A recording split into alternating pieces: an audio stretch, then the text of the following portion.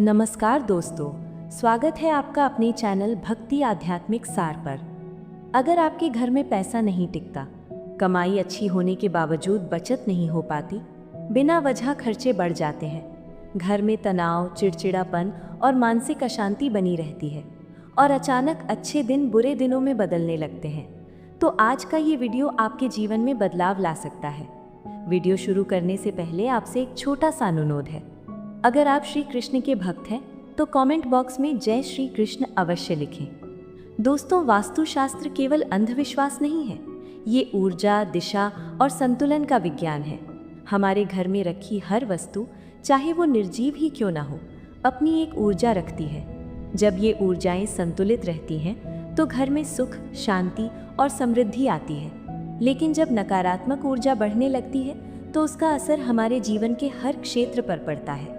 अब हम विस्तार से समझते हैं कि आखिर घर में कौन सी गलतियां धन को रोकती हैं। सबसे पहले बात करते हैं पर्स और तिजोरी की।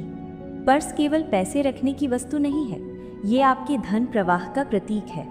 अगर आपका पर्स फटा हुआ है, पुराना है या उसमें बेकार कागज भरे हुए हैं, तो ये संकेत देता है कि आप धन का सम्मान नहीं कर रहे। धन वहाँ टिकता है जहाँ उसका सम्मान होता है।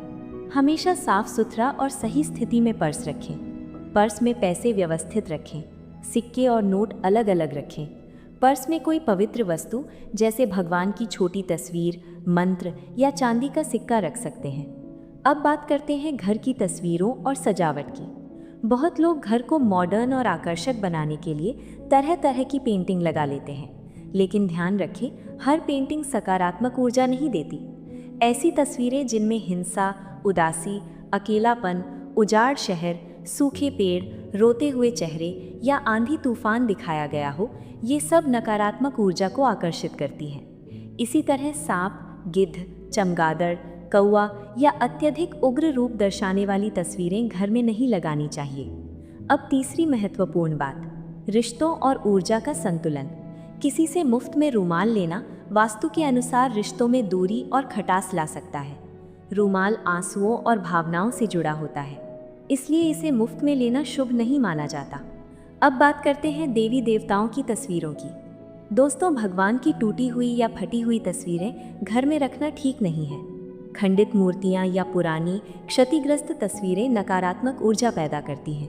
उन्हें सम्मानपूर्वक किसी पवित्र नदी या जल में विसर्जित करना चाहिए। एक और गलती लोग करते हैं, बहुत सारी मूर्तियां एक साथ रख लेते हैं। हर देवता की मूर्ति का स्थान और दिशा निर्धारित होती है, इसलिए पूजा घर को संतुलित और सादगीपूर्ण रखें। अब बात करते हैं टूटी फूटी वस्तुओं की।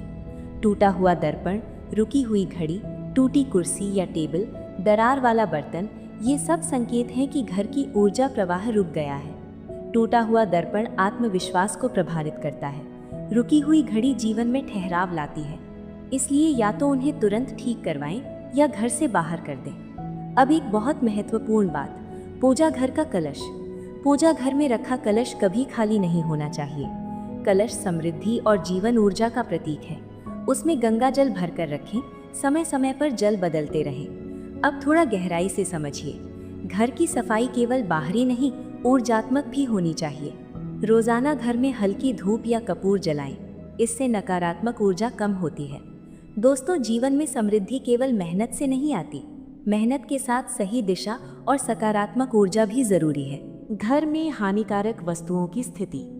बहुत बार हम दवाइयाँ, कीटनाशक, टॉयलेट क्लीनर, केमिकल आदि इधर उधर रख देते हैं। ये वस्तुएं केवल भौतिक रूप से ही नहीं, ऊर्जात्मक रूप से भी भारी मानी जाती हैं। इनके लिए घर में एक निश्चित स्थान बनाएं।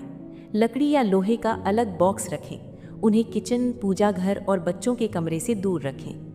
अब बात करते हैं कपूर के उपाय की। यदि घर के किसी कोने में बार बार समस्या आती हो, वहाँ 2 कपूर की टिकियाँ रख दें। जब वे गल जाएं तो नई रख दें। कपूर वातावरण को शुद्ध करता है और नकारात्मक ऊर्जा को कम करता है। अब बात करते हैं पौधों की। कांटेदार पौधे जैसे कैक्टस घर के अंदर नहीं रखने चाहिए। ये संबंधों में दूरी और तकरार का संकेत माने जाते हैं। घर में हरे भरे मुलायम पत्तों वाले पौधे रखें। तुलसी का पौधा विशेष रूप से शुभ माना गया है। अब मकड़ी के जालों की बात। मकड़ी का जाला रुकावट और फंसे हुए अवसरों का प्रतीक माना जाता है। घर के कोनों की नियमित सफाई करें। अब एक महत्वपूर्ण विषय, मुफ्त में ली जाने वाली वस्तुएं। माचिस, तेल, काला तिल, सुई, लोहा और नमक, इन वस्तुओं को मुफ्त में लेना शुभ नहीं माना जाता। तेल और लोहा शनि से जुड़े हैं, काला तिल राहु केतु से संबंधित माना जाता है। नमक जीवन के संतुलन का प्रतीक है। इन चीजों को मुफ्त में लेने से आर्थिक दबाव और मानसिक तनाव बढ़ सकता है, ऐसी मान्यता है। अब दक्षिण मुखी घर के उपाय। अगर आपका घर दक्षिण दिशा में खुलता है तो घबराने की जरूरत नहीं। मुख्य द्वार के सामने उचित दूरी पर नीम का पेड़ लगाएं। नीम नकारात्मक ऊर्जा को सोखने की क्षमता रखता है। मुख्य द्वार के ऊपर पंचमुखी हनुमान जी का चित्र लगाएं। ये सुरक्षा और शक्ति का प्रतीक है।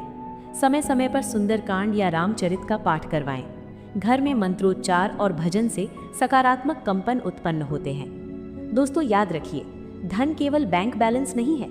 धन का अर्थ है स्वास्थ्य, शांति, संतोष और परिवार में प्रेम। जब घर की ऊर्जा संतुलित होती है तो अवसर अपने आप आकर्षित होते हैं।